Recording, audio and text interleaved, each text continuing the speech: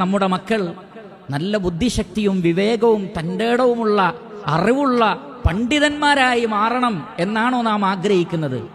എങ്കിൽ അവരെ ഖുർആൻ പഠിപ്പിക്കൂ. എന്താണ് പരിശുദ്ധ ഖുർആൻ എന്ന് പറയുന്നത്?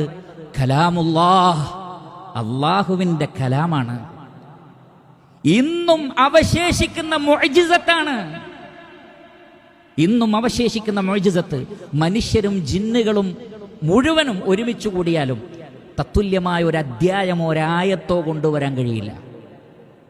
അങ്ങനെയുള്ള വേദഗ്രന്ഥം പഠിക്കുക. ഇന്നാ ജഅൽനാഹു ഖുർആനൻ അറബിയ്യൻ ലഅല്ലക്കും തഅഖിലൂൻ.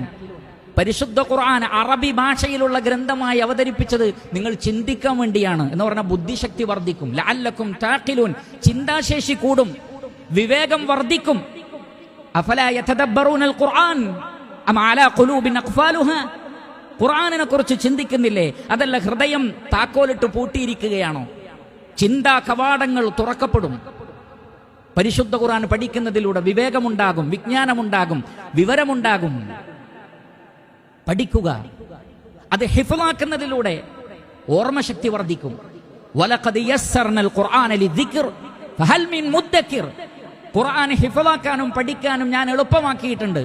ആരുണ്ട് പഠിക്കാൻ? അല്ലാഹു സുബ്ഹാനഹു വ തആല ചോദിക്കുകയാണ്. ആരുണ്ട് ഖുർആൻ പഠിക്കാൻ? ഖുർആൻ പഠിക്കൽ എളുപ്പമാണ്. ഹിഫ്ളാക്കൂ. പരിശുദ്ധ ഖുർആനിൽ എല്ലാ ഖൈറുകളുമുണ്ട്.